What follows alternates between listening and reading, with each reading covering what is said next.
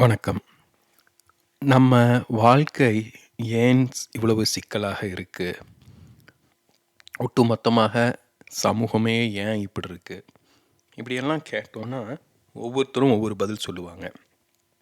ஒரு சார் என்ன சொல்லுவாங்கன்னா, "எல்லாம் வெள்ளைக்காரன் பண்ணதுனால தான். அதுவரைக்கும் ஒழுங்கா இருந்தது இந்தியா." அப்படின்னு சொல்லுவாங்க. வேறு சிலர், "இல்ல முகலாயர்கள் ஆட்சினால தான். அவங்க தான் நம்முடைய மரபை சிதைச்சிட்டாங்கன்னு" சொல்லுவாங்க. வேறு சிலர், "எல்லாத்துக்கும் காரணம் சனாதன தர்மம், இந்த சாதி அமைப்பு இதெல்லாம் தான்" அப்படிம்பாங்க. இன்னும் சிலர், "முதலாளித்துவம், நாம் எல்லாருமே நுகர்வு மனப்பான்மைக்கு மாறிட்டோம், முதலாளித்துவம் நம்ம எல்லாவற்றையும் கட்டுப்படுத்திக்கிட்டு இருக்கு, அதுதான் எல்லாவற்றுக்கும் காரணம்" அப்படிம்பாங்க. வேறு சிலர், "இல்லை, நாம் எல்லாருமே பாவிகள் ஆயிட்டோம், நாம் பாவம் செஞ்சுக்கிட்டே இருக்கோம், அதனால் கடவுள் நம்மளை தண்டிக்கிறார்னு சொல்லுவாங்க." இதில் எது உண்மை? கொஞ்சம் யோசிச்சு பாருங்க. யார் வேண்டுமானாலும் எது வேண்டுமானாலும் உண்மைன்னு நிரூபிக்க முடியும். ஏன்னா எல்லாவற்றிலையும் உண்மை இருக்குது, அதே சமயம் எதுவும் முழுமையான உண்மையும் கிடையாது. ஆனால் அதில் பல விஷயங்கள் நடந்து சில ஆயிரம் பல நூறு ஆண்டுகள் ஆயிருச்சு இல்லையா? இப்போ நம்மளுக்கு வயிறு வலிக்குது திடீர்னுன்னா எதனால் வயிற்று வலிக்குதுன்னு கேட்டோம்னா, வெள்ளைக்காரன் இன்ட்ரடியூஸ் பண்ண அரிசினாலன்னு சொல்லுவோமா? இல்லை சோழர்களுடைய அந்த ஏரி பாசன முறையெல்லாம் மாறிடுச்சு, அதனால நம்ம வேறு விதமாக விவசாயம் செய்கிறோம், செயற்கை உரமெல்லாம் போடுறோம், அதனாலன்னு சொல்லுவோமா? கொஞ்சம் யோசிச்சு பாருங்க. நம்மளோட வாழ்க்கை சிக்கலாக இருக்குன்னா நம்மளோட வாழ்க்கையை பார்க்கணும், அதில் என்ன பிரச்சனை இருக்குதுன்னு. நம்ம வீட்டில் ஃப்ரிட்ஜு வேலை செய்யலை அப்படின்னா உடனே அந்த ஃப்ரிட்ஜு கம்பெனிக்கார ஏமாத்திட்டான்னு சொல்கிறதுக்கு முன்னாடி ஃப்ரிட்ஜில் என்ன பிரச்சனைன்னு பார்க்கணும். இதுதான் ஒரு அடிப்படை அறிவு, காமன் சென்ஸ்னு சொல்வது. இன்றைக்கி பெரிய பிரச்சனையை பார்த்திங்கன்னா பலருக்கும் காமன் சென்ஸ் கூட கிடையாது. இப்படியெல்லாம் பெரிய பெரிய வார்த்தைகளை பேசிட்டா உடனே அவங்கள நம்ம அறிவுஜீவிகள், சிந்தனையாளர்கள்னு நினச்சிக்கிறோம். அவங்களும் விலாவாரியாக புத்தகங்கள் எழுதுவாங்க, மேடைகளில் உரைகள் ஆற்றுவார்கள், கூட்டங்கள் நடத்துவாங்க, விவாதிப்பாங்க. அதன் மூலமாக தங்கள் ஒரு சிந்தனையாளர்களாக, அரசியலில் செயல்பாட்டாளர்களாக, புரட்சியாளர்களாக வெளிப்படுத்தி கொள்வாங்க. கொஞ்சம் யோசிச்சு பாருங்க. இப்போ முதலாளித்துவம் தான் காரணம் அப்படின்னா, முதலாளித்துவ நாட்டில் யாருமே மகிழ்ச்சியாக இல்லையா? கம்யூனிசம் இருக்கிற நாடுகளெல்லாம் மகிழ்ச்சியாக இருக்காங்களா? இப்படி யோசிச்சோம்னா புரிஞ்சிக்கலாம். இதெல்லாம் சும்மா வாய் ஜாலோன்ட்டு, வாய் இருக்குங்கிறதுனால இப்படியெல்லாம் பேச முடியுங்கிறதுனால பல முட்டாள்கள் இப்படி தான் ஏதாவது உளறிக்கிட்டே இருப்பாங்க. நம்ம தான் கவனித்து புரிஞ்சுக்கணும். ஏன்னா நம்மளோட வாழ்க்கை சிக்கலாக இருக்குன்னா அதை நாம் பார்த்து கற்றுக்கணும். ஃபஸ்ட்டு என்ன பிரச்சனைன்ட்டு. நம்மளோட கார் ஸ்டார்ட் ஆகலை அப்படின்னா நம்ம காரில் என்ன பிரச்சனை இருக்குது, நம்ம சரியான சாவி போடுறோமா முதல்ல எல்லாம் யோசிக்கணும். ஆனால் நம்ம அதை செய்கிறதே கிடையாது. நம்மளுக்கு ஒரு அடிப்படையான ஒரு சுய சிந்தனையே நம்மளுக்கு கிடையாது. அது நம்ம குடும்பத்திலிருந்து தரப்படணும். நம்ம குடும்பத்தில் எதுவுமே நம்மளுக்கு சொல்லித்தரப்படுவதில்லை, அதை சிந்திக்கவே நம்மளுக்கு கற்றுத்தரப்படுவது கிடையாது. எல்லாமே அதிகாரம் தான். இதை செய், அதை செய்யாத, இப்படி இரு, அப்படி இருக்காத. அந்த அதிகாரம் சொல்வதை கேட்டு நம்ம இருந்தோம்னா நம்ம நல்லவங்க, அப்போது நம்மளுக்கு பிடிச்சதெல்லாம் கிடைக்கும், நிம்மதியாக இருக்க முடியும். இப்படி தான் நம்மளுக்கு கற்றுத்தரப்பட்டிருக்கு. இப்போ யோசிச்சு பார்த்தீங்கன்னா, குடும்பத்தில் அப்பாவோ அம்மாவோ அதிகாரம் பண்ணிகிட்ருப்பாங்க, அலுவலகத்தில் மேனேஜர் அதிகாரம் பண்ணிக்கிட்டு இருப்பார், பொது இடத்தில் போலீஸ்காரனோ ஒரு ரவுடியோ ஒரு தாதாவோ அரசியல்வாதியோ அதிகாரம் பண்ணிக்கிட்டு இருப்பாங்க. இப்படி நாம் வாழ்க்கையே பார்த்திங்கன்னா இன்னொருடைய அதிகாரத்துக்கு பயந்து அடிபணிந்து வாழ்வது தான் வாழ்க்கைன்னு நினச்சிக்கிட்டு இருக்கோம். அதில் நம்மளுக்கு பிடிச்ச அதிகாரத்தை தேர்ந்தெடுத்துக்கிட்டால் நாம் புத்திசாலியாக நினச்சிக்கிட்டு இருக்கோம் இல்லையா? கொஞ்சம் யோசிச்சு பார்க்கணும் இதெல்லாம். இப்போ ஒரு குடும்பத்தில் 5 பேர் இருக்காங்க, ஒரு அப்பா அம்மா 3 குழந்தைங்கன்னு வச்சுக்கோங்க. இப்போது 30 வருஷம் கழித்து அந்த குழந்தைங்க 3 பேர் எந்த நிலையில் இருக்காங்க? எல்லோருமே ஒரே மாதிரி இருப்பாங்களா? எல்லோரும் யூனிஃபார்ம் போட்டு ஒரே ஸ்கூலுக்கு போகிறது போல் ஒரே மாதிரி சம்பாதிச்சுட்டு ஒரே மாதிரி குடும்பத்தை அமைச்சிட்டு ஒரே மாதிரி வாழ்ந்துக்கிட்டு இருப்பாங்களா என்ன? இல்லை இல்லையா? ஒவ்வொருவரும் தனித்தனியாக வெவ்வேறு விதங்களில் தங்கள் வாழ்க்கையை வாழ்ந்துட்டு இருப்பாங்க. அவருடைய இயல்பு என்னவோ அவர்களுக்கு எது கிடைச்சிச்சோ அதன் அடிப்படையில் அவங்க வாழ்க்கை அமைஞ்சிருக்கும். அப்போது இதுதான் நம்ம எல்லோருக்குமே நிகழ்ந்து கொண்டு இருக்குது. உண்மையில் நாம் எல்லோருமே தமிழர்கள், நாம் எல்லோருமே இந்தியர்கள்னாலும் நம்ம வாழ்க்கையை நாம் எப்படி வாழ்கிறோங்கிறது நம்முடைய தேவை திறனை பொறுத்தது. அது வெள்ளைக்காரன் ஆட்சி செஞ்சுருந்தாலும், முகலாயர் ஆட்சி செஞ்சுருந்தாலும், சேர சோழர்கள் ஆட்சி செஞ்சாலும் நம்ம வாழ்க்கையில் பெரிய மாற்றம் ஏற்பட்டிருக்காது.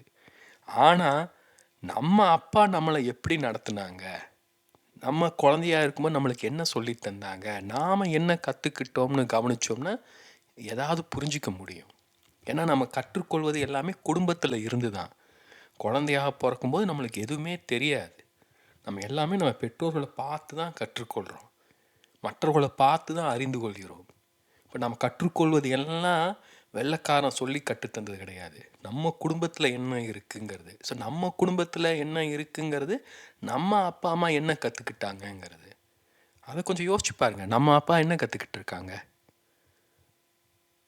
அவங்களுக்கு என்ன தெரியும், இப்போ எதன் அடிப்படையில் அவங்க ஒரு குடும்பத்தை உருவாக்கியிருக்காங்க. இப்போ ஒரு கம்பெனி ஒருத்தர் கட்டுறாரு, ஒரு பள்ளிக்கூடம் கட்டுறாங்கன்னா அதுக்கு ஒரு நோக்கம் இருக்கும் இல்லையா? ஒன்று பணம் சம்பாதிப்பது, இல்லை ஏழைகளுக்கு கற்றுத்தருவது, இல்லை நாட்டுக்கு சேவை செய்வது, என்னவோ ஒன்று இருக்கும். ஆனால் ஏதோ ஒரு காரணம் இருக்கும். அப்போ திருமணம் செய்து கொள்வதற்கு பெற்றோர்களுக்கு இடையே இருக்கும் காரணம் என்ன? குழந்தைகளை பெற்று வளர்ப்பதா, பெற்று வளர்த்து சமூகத்துக்கு சேவை செய்வதா, எதிர்காலத்தில் இந்தியா ஒரு வல்லரசாகணுங்கிறதா? எதுவுமே கிடையாது. காமம், அவ்வளவுதான். ஏன்னா காமத்தை நம்ம தனியாக தேடி செல்வது ரொம்ப சிக்கலான விஷயம். அது பல்வேறு பிரச்சனைகளை உருவாக்கும். கொள்ளையில் கூட போய் முடியக்கூடும். அதனால் பிரச்சனையே இல்லாமல் காமத்தை தீர்ப்பதற்கு எளிதான வழி திருமணம். அதே சமயம் திருமணம் என்பது சமூகத்தாலும் ஏற்றுக்கொள்ளப்பட்டது. திருமணத்திற்கு வெளியே யாராவது உறவு கொண்டாங்க அப்படின்னா அது இழிவாக பார்க்கப்படும், ஏளனமாக பார்க்கப்படும். திருமணம் செஞ்சுக்கிட்டு அவங்களே உறவு கொண்டாங்கன்னா எந்த கேள்வியும் யாரும் கேட்க மாட்டாங்க. அதனால தான் திருமணம் நடக்குது. அப்போது நாம் ஒரு குடும்பத்தில் பிறக்கிறோம் அப்படின்னா நம்ம பிறக்கணுன்ட்டு நம் தவம் செஞ்சு தியானம் செஞ்சு அதற்காக அவங்க வாழ்க்கையை வாழ்ந்து திருமணம் செய்து கொண்டு நம்மளை பெற்றெடுக்கலை. நம்ம பெரும்பாலான ஒரு விபத்து அல்ல அவங்களுடைய திருமணத்துக்கு வெளியில் அவங்க காட்டிக்கொள்ளும் ஒரு பரிசு. பார்த்திங்களா, நாங்கள் திருமணம் செஞ்சிட்டோம், நாங்கள் குழந்தை பெற்றுட்டோம், நான் ஒரு ஆண், நான் ஒரு பெண், நான் மலடி அல்ல, நான் ஆண்மையற்றவன் அல்லன்னு நிரூபிக்கிறாங்க. அதுக்கு தான் யோசிக்கணும், நம்ம புரிஞ்சிக்கணும். ஒரு நாய்க்குட்டியை ஒரு வீட்டில் வாங்கி வளர்த்துறதுக்கும் ஒரு குழந்தைய பெற்று வளர்ப்பதற்கும் உண்மையில் பெரிய வித்தியாசம் கிடையாது. உண்மையில் நாயை வாங்கி வளர்த்துனா கூட நிறைய சிந்திப்பாங்க. எந்த நாய் வாங்கலாம், எவ்வளோ பெருசு இருக்கும், அது எப்படி சாப்பாடு போடணும், வாக்கிங் கூப்பிட்டு போகணுமா, டாக்டர்கிட்ட கூப்பிட்டு போகணுமா, என்ன செலவாகணும்லாம் ஒரு திட்டம் இருக்கும். குழந்தைக்கு அந்தளவாக திட்டம் இருக்கா? குழந்த பிறந்ததுக்கு அப்புறம்தான் திட்டம் போட தொடங்குவோம். குழந்த பிறந்த உடனே அதுக்கு பேர் வைப்பதுலேருந்து எந்த ஸ்கூலில் சேர்த்துலேருந்து திட்டம் போட தொடங்குவோம். அப்போ எந்தவித அடிப்படை அறிவு வாழ்க்கை குறித்தோ மனிதர்களை குறித்தோ எந்த அறிவும் புரிதலும் இல்லாமல் தான் பல பெற்றோர்களும் குழந்தைகளை பெற்றுக்கொள்கிறார்கள். ஏன்னா குழந்தை பெற்றுக்கிறதுக்கு அறிவு தேவை கிடையாது, அது உயிரியல் ரீதியாக தானாகவே நடந்துடும். அப்படி தான் நாம் பலரும் பிறந்திருக்கோம். இப்போ இது நம்ம வாழ்க்கை நல்லா இல்லைன்னா அதற்கான காரணம், அதற்கான ஊற்று நம்ம குடும்பத்தில் இருக்குது, வெள்ளைக்காரன் ஆட்சியில் கிடையாது. ஃபஸ்ட்டு அதை நாம் புரிஞ்சிக்கணும். சனாதன தர்மம், சாதி, முகலாயர்கள், வெள்ளைக்காரர்கள் இதெல்லாமே வெவ்வேறு கோணங்களில் பிரச்சனைகளை உருவாக்கியிருக்கு, இல்லைன்னு சொல்லலை. ஆனால் அது பெரும்பாலும் சமூக அளவில் இருக்கும். அப்புறமா அது தனி மனிதர்களுக்குள்ள ஊடுருவி இருக்கும். நம்ம கவனிக்க வேண்டிய தனி மனிதனுடைய பிரச்சனையை, சமூக பிரச்சனையை கொண்டு வந்து வீட்டுக்குள்ளே திணிக்கக்கூடாது. கம்யூனிசம் வந்த உடனே எல்லாமே மாறிடாது. சுற்றி பார்த்தாலே தெரியும். கொஞ்சம் அறிவை பயன்படுத்தி மற்ற ஊர்களில் மனிதர்கள் எப்படி வாழ்கிறார்கள், நாடுகளில் எப்படி வாழ்கிறார்கள் அப்படின்னு கவனித்தாலே புரிஞ்சிக்கலாம். ஏன்னா எந்த ஊராக இருந்தாலும் எந்த நாடாக இருந்தாலும் எல்லா குழந்தையும் ஒரு பெற்றோருக்கு தான் பிறக்கும். அந்த பெற்றோர்கள் ஒரு குடும்பத்தை அமைச்சிருந்தால் அந்த குடும்பம் என்பது ஒரு அமைப்பு. குடும்பம் எப்படி செயல்படணும் அப்படின்னு ஒரு எதிர்பார்ப்பு இருக்கும், ஒரு புரிதல் இருக்கும். அப்போ குடும்பம் வந்து சரியாக செயல்பட்டது அப்படின்னா நம்முடைய வாழ்க்கை நன்றாக இருக்கும். அப்போ குடும்பமாவது எப்படி சரியாக செயல்படணும்னு தெரியுமா நம்ம அப்பா அம்மாவுக்கு? எப்படி கற்றுக்கிட்டாங்க? அதுக்கு போய் அவங்க பாடம் படித்தாங்களா? ஸோ இதெல்லாம் அடிப்படைகளை நம்ம முதல்ல புரிஞ்சிக்கணும். இப்போ அதுதான் இந்த படத்தில் நான் விளக்கி இருக்கேன். அதாவது ஒரு குடும்பம்னா அதுக்குன்னு சில பொறுப்புகள் இருக்குது, குடும்பத்தில் இருப்பவர்களுக்குன்னு சில பொறுப்புகள் இருக்குது. அது நிறைய சொல்லலாம். ரொம்ப முக்கியமானது எளிமையானது மட்டும் இங்கே காட்டியிருக்கேன். குடும்பத்தில் அடிப்படை என்ன? அன்பும் அரவணைப்பும். குழந்தைகள் வந்து அன்பையும் அரவணைப்பையும் வேண்டி தான் ஒரு குடும்பத்தில் பிறக்குது. அந்த அன்பையும் அரவணைப்பையும் தர முடியலன்னா குழந்தை பற்றி என்ன பிரயோஜனம்? அப்புறம் எதுக்கு கல்யாணம் பண்ணிக்கணும்? அதே போல் கம்யூனிகேஷன், அதாவது தொடர்பு கொள்ளுதல். பெரும்பாலான குடும்பங்களில் பார்த்தீங்கன்னா குழந்தைகளால் பேசவே முடியாது. பெரியவங்க சொல்கிறத அப்படியே கேட்டு வாயை மூடிக்கிட்டு இருக்கணும். அப்புறம் எதுக்கு குழந்தைங்க? என்ன யோசிச்சு பாருங்க. வீட்டுக்குள்ளே கூட வாயை திறந்து பேச முடியாத குழந்தைங்க எப்படி உலகத்தில் உயிர் வாழ முடியும்? அதை போல் வந்து பார்த்திங்கன்னா ஒரு குடும்பம் என்பது ஒரு பண்பாட்டு சூழலில் இருக்கும். ஒரு பண்பாடுங்கிறது ஒரு சமூக ஒன்றாக இயங்குவதற்கு, மக்கள் எல்லாம் ஒன்றிணைந்து இயங்குவதற்கு தேவையான அடிப்படையான நியதிகள், விழுமியங்கள் போன்றவற்றை தருவது. அப்போது அந்த குடும்பம் என்பது அந்த பண்பாட்டோட ஒரு பகுதி. இப்போ அந்த குடும்பத்தில் வாழ்வதன் மூலமாக அந்த குழந்தைக்கு தேவையான பண்பாட்டு கல்வி, பண்பாட்டு ரீதியான புரிதல்கள், அடிப்படைகள் வந்து கிடைக்கணும், சொல்லித்தரப்படணும். அதே போல் ஒருவரை ஒருவர் அனுசரித்து கொள்ளணும், கவனித்து கொள்ளணும். அதற்குத்தான் குடும்பம். ஏன்னா தனியாக வாழ்வது எளிது கிடையாது. கணவன் தனியாக, மனைவி தனியாக வாழலாம். அது நிறைய சிக்கல்களை உருவாக்கும். அதெல்லாம் புரிஞ்சு தான் அந்த குடும்பங்கிற அமைப்பை உருவாக்கி இருக்காங்க. அப்போது அதை கடைப்பிடிக்கணும். அதை தவிர தனி மனிதர்கள் ஒவ்வொருவருமே குடும்பத்தில் முக்கியம். இன்றைய குழந்தை வந்து நாளைக்கு பிரதமராகலாம், முதலமைச்சராகலாம், யாருக்கு தெரியும்? இன்றைக்கி அதுக்கு ஒன்றும் தெரியாமல் இருக்கலாம். அதுக்காக இன்றைக்கி அதை மதிக்காமல் இருக்கக்கூடாது. இன்றைக்கி நம்ம அப்பா நல்லா பெரிய பணக்காரராக வசதியாக இருக்கலாம். 30 வருஷம் கழித்து அவர் படுத்து படுக்கையில் ஒன்றுத்துக்கும் உதவாதவராக கிடக்கலாம். எப்படி இருந்தாலும் அவருக்கு நாம் மதிக்கணும். ஏன்னா அவர் ஒரு உயிர். அதே போல் தான் குழந்தைகள். குழந்தைகள் வந்து குழந்தைகளாக இருந்தாலும் மதிக்கணும், பெரியவர்களானாலும் மதிக்கணும். யார் யாராக இருக்காங்களோ அவங்களாக மதிக்கணும். அதுக்கு தான் ஃபேமிலி. இப்போ நான் அழகாக இருக்கேன் அப்படின்ட்டு ஒருத்தர் என்னை விரும்புகிறாங்கன்னா அதை எல்லோருமே செய்வாங்க இல்லையா? என்னுடைய அழகை நான் வந்து புகைப்படம் எடுத்து ஃபேஸ்புக்கில் போட்டால் ஏகப்பட்ட பேர் விரும்புவாங்க. என்ன நான் அழகாக இருக்கேங்கிறக்காக என் அப்பா அம்மா விரும்புகிறாங்கன்னா அது முட்டாள்தனம் இல்லையா? ஒரு குழந்தை அசிங்கமாக இருந்தாலும் சரி, அழகாக இருந்தாலும் சரி, அது தன்னுடைய குழந்தை, அது ஒரு உயிர். அதற்காக அதை மதிக்கணும், அதற்காக அதை விரும்பணும். மாறாக அது அழகாக இருக்குது, நல்லா படிக்குது, சமத்தாக இருக்குங்கிறதுக்காக அதை விரும்புனா அது போலித்தனம். அதே போல் ஒவ்வொரு குடும்பத்தில் இருக்கும் ஒவ்வொருவருக்கும் பொறுப்புகள் இருக்குது. இப்போ குழந்தைன்னா அதுவும் சில செயல்களை செஞ்சாகணும், பெரியவர்களும் சில செயலை செஞ்சாகணும். குழந்தை சின்னதாக இருக்கும்போது நிறைய பொறுப்புகளை பெரியவர்கள் எடுத்துக்கொள்ள வேண்டியதாக இருக்கும். அதை குழந்தை கவனித்து வளர வளர தானாக அந்த பொறுப்புகளை எடுத்துக்கொள்ளும். மாறாக குழந்தை மீது பொறுப்புகளை திணிச்சோம் அப்படின்னா எந்த குழந்தையும் பொறுப்புடன் வளர விரும்பாது. நம்மளை எடுத்து பார்த்துக்கலாம். நம்ம எப்படி நம்ம வளர்ந்துருக்கோம், நம்ம இதுதான் சொல்கிறேன், இது நம்ம குடும்பத்தை கவனிக்கணும். நாம் இதெல்லாம் அப்படியே லிட்டரலாக எடுத்துக்கிற பொதுவாக நாம் எப்படி வளர்ந்தோம், நம்ம அப்பா நம்மளை எப்படி மதித்தாங்க, மற்ற குடும்பங்களில் என்ன நடக்குது, மற்றவர்கள் எப்படி வாழ்கிறாங்கங்க கொஞ்சம் கொஞ்சமாக கவனிக்கணும். ஏன்னா வாழ்க்கை என்பது வளர்ச்சி. எல்லோரும் மாறிக்கிட்டே இருப்போம், யாரும் அப்படியே இருக்க மாட்டோம். அப்போது அது மாறும்போது அந்த குடும்பத்தில் இருக்கும் அந்த உறவும் மாறிக்கிட்டே இருக்கும். அதற்கேற்றாற் போல் நம்மளை நாம் தகவமைச்சு கொண்டே இருக்கணும். அதற்கேற்றாற் போல் நம்முடைய பொறுப்புகள் மாறிக்கிட்டே இருக்கணும். அதையெல்லாம் விட்டு கொடுக்கணும், அதெல்லாம் புரிஞ்சிக்கணும். இந்த அடிப்படை புரிதல்கள்லாம் இருக்கணும். அது குடும்பங்கிறதா வந்து பார்த்திங்கன்னா ஒருவருக்கு தான் யார் என்ற புரிதலை ஏற்படுத்தி தரும். நம்ம பலருக்கும் நம்ம யாருங்கிற புரிதல் கிடையாது.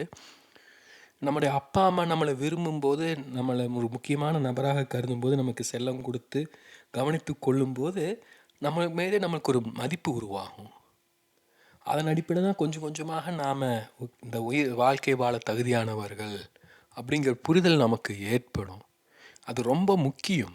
ஏன்னா நமக்குன்னு அன்பு செலுத்த நம் மீது அக்கறை கொண்ட யாராவது இருந்தால் தான் வாழ்க்கையை வாழணுங்கிற ஒரு ஆசையே வரும். கொஞ்சம் யோசிச்சு பாருங்க. இன்றைக்கு உலகம் முழுக்க வன்முறை நிறைஞ்சிருக்கு. மற்றவர்கள் மீதான கோபம் இதெல்லாம் கூடிக்கிட்டே வருது அப்படின்னா என்ன காரணம்னா, நம்ம யாரும் மற்றவங்களை மதிப்பது கிடையாது. நம்மையே நாம் மதிப்பது கிடையாது. தான் யார் என்ற புரிதலே யாருக்கும் இருப்பது கிடையாது. ஒரு நல்ல குடும்பம் இருந்து அன்பான மனிதர்கள் உடன் இருந்தாங்கன்னா, எந்த மனிதனும் தன்னுடைய வாழ்க்கையை வீணடிக்கணும்னு நினைக்க மாட்டான். இதெல்லாம் ரொம்ப அடிப்படையான விஷயங்கள். ஆனால் இந்த அடிப்படையான விஷயங்களையே நம்ம புரிஞ்சுக்கிறது இல்லை. அதான் பிரச்சனை. ஆனால் அதை விட்டுட்டு என்னெல்லாமோ பேசிகிட்டு இருக்கோம். நல்லதொரு குடும்பம் பல்கலைக்கழகம். பல்கலைக்கழகம்னா அப்பா யார், துணைவேந்தரா, அம்மா ப்ரொஃபஸரா? ஒரு பல்கலைக்கழகத்தில் வேலைக்கு சேரணும் அப்படின்னா அதுக்கு தகுதி இல்லாமல் எடுத்துக்குவாங்களா? அப்போ அம்மாவை ஆவதற்கு அவங்களுக்கு என்ன தகுதி இருந்தது? குழந்தைகளை பெற்று வளர்ப்பதுக்கு அவங்களுக்கு என்ன தகுதி இருக்குது? கொஞ்சம் கேள்வி கேட்கணும். இதை நம்மளை நோக்கி நாமளே கேட்டுக்கொள்ளணும். நம்முடைய அப்பா அம்மாவை நோக்கி நாம் கேட்கணும். ஏன்னா நம்ம யாராக இருக்கோங்கிறதுக்கு முக்கிய பங்கு வகிப்பது நம்முடைய அப்பாவும் அம்மாவும் தான். ஏன்னா அவங்க நம்முடைய முன்னுதாரணங்கள். நாம் முதலில் பார்த்த மனிதர்கள். ஒவ்வொரு குழந்தையும் அவங்களுடைய எனர்ஜியை கிரகித்து கொண்டு தான் வளருது. அவங்க எப்படி இருக்காங்களோ அதற்கேற்றால் போல் தன்னை மாற்றிக்கொண்டு, அவங்க கோபமாக இருந்தாங்கன்னா குழந்தை அமைதியாக இருக்கும். அவங்க அமைதியாக இருந்தாங்கன்னா குழந்தை முரண்டு பிடிக்கும். இப்படியெல்லாம் ஒரு விதமான ஒரு நடனம் மூலமாக தான் நாம் எல்லோருமே வளர்கிறோம். அப்போ நாம் யாராக இருக்கோங்கிறதுக்கு முக்கிய காரணம் நம்ம பெற்றோர்கள் என்னவாக இருந்தாங்கங்கிறது. நம்முடைய குழந்தைகள் என்னவாக இருக்காங்கங்கிறதுக்கு முக்கிய காரணம் நாம் யாராக இருக்கிறோங்கிறத பொறுத்து. ஆனால் இதையெல்லாம் யாருமே கண்டுகொள்வதே கிடையாது. வாயால் மட்டும் பேசிக்கிட்டே இருக்கோம். கொஞ்சம் சுற்றியும் கவனிக்கலைங்க. நம்ம மரபு பல ஆயிரம், பல 100 வருடங்கள் பழமையானது இல்லையா? மரபுலேருந்து ஒரு நல்ல ஒரு அப்பா அம்மாவை உதாரணம் காட்டுங்க பார்க்கலாம். ஒரு நல்ல குடும்பத்தை யோசிங்க. மகாத்மா காந்தியை சொல்லாமல் அவருடைய குடும்பத்தை பற்றி தெரியுமா? அவரோட தன்னை மனைவி எப்படி நடத்தினார்? அவருடைய மகன் இஸ்லாமுக்கு மதம் மாறினது தெரியுமா? அப்போ அவர் நல்ல தந்தையாக இருந்தார்னு சொல்லலாமா? குடும்பத்தை நல்லா நடத்தினார்னு சொல்ல முடியுமா? வேறு யாரை சொல்லலாம்? நம்மளுக்கு நடிகர்களை சொன்னால் தான் நன்றாக தெரியும். ரஜினிகாந்த் இல்லை டி ராஜேந்தர். ஏன்னா அவர் தான் 5 வயசுலேயே தன்னுடைய மகனை சூப்பர் ஸ்டார் ஆக்கணும்னு ரொம்ப முயற்சி பண்ணார். இப்போது அவர் மகன் என்னவா இருக்காருன்னு தெரியல. ஏன்னா அவர் அப்பாவுக்கே தான் யாருன்னு தெரியல. அவருக்கு தெரிஞ்சிருந்தால் அவர் மகனுக்கு தெரிஞ்சிருக்கும் தான் யாருன்னு. அவருக்கு யாருன்னு தன்னை பற்றி தெரியாததுனால தன்னோட மகனை சூப்பர் ஸ்டார் ஆக்கணும்னு நினச்சார். உண்மையில் ரஜினி தான் சூப்பர் ஸ்டார்னு நினச்சி அவர் வரலை. அவராக இருந்தார், அதனால அவர் சூப்பர் ஸ்டார்னு சொல்கிறாங்க. இப்போ நாம் யாராக இருக்கோமோ அப்படியே இருந்தோம்னா நம்மளையும் ஏதோ ஒரு பேர் வச்சு அழைப்பாங்க. ஆனால் நாம் என்ன பண்ணுறோம்னா டான்ஸ் ஆடி நடித்து வேடிக்கை காட்டி வித்தைகள் செய்து ஏதோ ஒரு அடையாளத்தை பெற முயற்சிக்கிறோம். அதை செய்வது யார் பெற்றோர்களாக தான் இருப்பாங்க. ஒரு யாராவது பெரியவங்க வந்தாங்கன்னா என்ன சொல்லுவாங்க? பாப்பா இங்கே வா, அங்கிளுக்கு ஒரு ரைம் சொல்லு. அதுக்கும் ஐ ஆம் லிட்டில் ஸ்டார்னு சிலம்பரசன் ஆனதுக்கு என்ன வித்தியாசம்? அவங்க சினிமாவில் பெரிய ஸ்க்ரீனில் ஆடினாங்க. நாம் குழந்தைகளை நம்ம தெரிஞ்சவங்களுக்கு முன்னாடி ஆடிக்கிட்டு இருக்கோம். நம்மளை குழந்தைகளை ஆட வச்சுக்கிட்டு இருக்கோம். ஸோ எல்லாமே பார்த்திங்கன்னா ஒரு கோமாளி கூட்டம் தான் உண்மையில் ஒரு குடும்பம்ங்கிறது. இப்போ தான் சொன்னேன், பெரியவங்களுக்கு மற்ற சமூகத்துக்கு முன்னாடி காமிச்சிக்கணும். நான் ஒரு ஆண், தான் ஒரு பெண், பார்த்தியா நான் இப்படி குழந்தைய வளர்த்துருக்கேன். அதுக்கு தான் பலரும் குடும்பத்தை உருவாக்குறாங்க, குழந்தைகளை பெற்றுக்கிறாங்க, வளர்க்க முயற்சிக்கிறாங்க. யாரும் வாழ்க்கையை புரிந்து கொண்டு வாழணுங்கிற நோக்கத்தில் திருமணம் செய்து கொள்வதில்லை, குழந்தைகளை பெறுவதில்லை, அவர்களை வளர்ப்பதில்லை. அப்போ இப்படிப்பட்ட ஒரு குடும்பத்தில் பிறந்த நம்முடைய புரிதல் எப்படி இருக்கும்? நாம் தான் யோசிக்கணும். எவ்வளவு விரைவாக யோசிக்கிறோமோ, எவ்வளவு ஆழமாக யோசிக்கிறோமோ அவ்வளவு நல்லது. ஏன்னா இந்த சிக்கல்கள் பல தலைமுறைகளாக நம்மளுக்குள்ளே ஊடுருவி இருக்குது. நம்மளை யாருமே ஒரு குடும்பம்னா என்ன, திருமணம்னா என்ன, வாழ்க்கைனா என்னன்னு தெரிஞ்சுக்கிட்டு வாழ்கிறது கிடையாது. தலைமுறையாக முட்டாளாக வாழ்ந்துக்கிட்டே இருக்கோம். ஆனால் கேட்டால் அதுக்கு காரணம் மற்றும் சாதி, சனாதன தர்மம், வெள்ளையர்கள் ஆட்சி, முகலாயர்கள் படையெடுப்பு இப்படின்னு எதையாவது சொல்லிக்கிட்டு இருப்போம். சரி, இவ்வளோ நடந்திருக்கு, நம்மளுக்குன்னு புத்தி கிடையாது, நம்மளுக்குன்னு ஒரு சுய சிந்தனை கிடையாதா? நம்ம தான் யோசிக்கணும். அப்படி யோசிக்கலைன்னா நம்மளுக்கு புத்தி இல்லை, சுய சிந்தனை இல்லைன்னு நாம் ஏற்றுக்கொள்வதாக பொருள். உண்மையை சொன்னது போல் இது ஒவ்வொரு மனிதரும் யோசிக்க வேண்டிய விஷயம். இது எந்த மாற்றத்தையும் ஒரு கூட்டமாக ஏற்படுத்தவே முடியாது. கூட்டமாக ஏற்படுத்தினோம்னா அது பல்வேறு விதமான வழிகளை, காயங்களை ஏற்படுத்தும். அதுக்கு வரலாறு முழுக்க பல உதாரணங்கள் இருக்குது. ஏதாவது மாற்றம் ஏற்படணும்னா அது தனி மனிதர் தன்னை மாற்றிக்கொள்வதால் தான் ஏற்படும். தனி மனிதர் தன்னை மாற்றிக்கொள்ளணும் அப்படின்னா அவருக்கு தன்னை குறித்த புரிதல் வேணும். தன்னை குறித்த புரிதல் வேணும்னா தான் யாருன்னு தெரிஞ்சிருக்கணும். தான் யாருன்னு தெரியணும்னா தான் எதற்கு பிறந்தோம், எப்படி வளர்ந்தோங்கிற புரிதல் இருக்கணும். அதற்கு தன்னுடைய குழந்தை பருவத்தை கவனிக்கணும். வரலாறு முக்கியம். ஆனால் இந்தியாவோட வரலாறோ பூமியோட வரலாறோ நம்மளுக்கு முக்கியம் கிடையாது. நம்முடைய வரலாறு முக்கியம். நம்முடைய பெற்றோர்களின் வரலாறு முக்கியம். நம் குடும்பத்தினரின் வரலாறு முக்கியம். அதை விட்டுட்டு நம்ம வேற எதையாவது தேடிக்கிட்டு இருந்தோம் அப்படின்னா நம்ம வாழ்க்கையை யாராலையும் எந்த விதத்துலையும் எந்த மாற்றத்தையும் ஏற்படுத்த முடியாது. இப்படியே பேசிக்கிட்டு இப்படியே வாழ்ந்துக்கிட்டே இருக்கலாம். ஸோ எப்படி வாழ்வது, என்ன செய்வதுங்கிறத ஒரு தனி மனிதர் தானாக தான் தேர்ந்தெடுக்கணும், தானாக தான் முடிவு செய்யணும். ஏன்னா நம் வாழ்க்கை நம் தேர்வு, நம் வாழ்க்கை நம் பொறுப்பு.